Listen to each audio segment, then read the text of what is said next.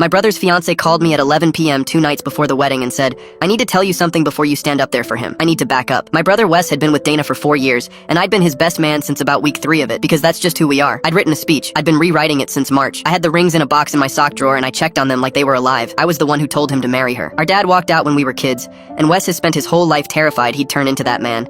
And when he met Dana, he stopped flinching. I watched my brother become a person who could sit still in a room, so I bought the plane tickets to fly our mother in from 3 states away. I helped him pick the ring. I told everyone that after everything he'd been through, he'd earned this. Then Dana called. She was crying so hard I couldn't understand her at first. Then she said, "He's been seeing someone since October. Her name's Marisa. She works at his office." I said that was impossible. I said Wes wasn't built like that he'd rather die than be our father. And Dana said, "Quiet. I know. That's why I let him talk me out of it the first time." She'd found out in April. He cried, swore it was over, begged her not to tell anyone. She believed him because she wanted to. Then on Sunday, she saw his phone light up on the counter while he was in the shower. She started sending me screenshots, not to hurt me, because she said she needed one person in that family to know she hadn't imagined it. The first one was my brother saying he'd only proposed because everyone expected it. The second said Dana was easy to be around, which was different from being in love. The third, sent the night before, said he'd figure something out after the honeymoon. And then the fourth one, and this is the one that took my legs out. Marisa asked him if he felt guilty, and Wes wrote back, "She'll be fine. She's tougher than she looks." That's what our dad said about our mother, word for word. I was 11 and I heard it through a door. I sat on my kitchen floor for a long time, and somewhere in there I stopped being sad and started being something colder. I called Dana back and asked her what she wanted, not what I wanted, what she wanted. She said she didn't know. She said everyone had flown in, her grandmother was 90 and had traveled 2 days. She couldn't be the one who blew it all up. I said, "You're not going to be." "I am." Here's the thing I keep thinking about. I could have stood up at that reception with a microphone and burned him down in front of 200 people. I had the receipts. I had the room. I wanted it so badly my teeth hurt, but that would have been for me. So the next morning, the day before the wedding,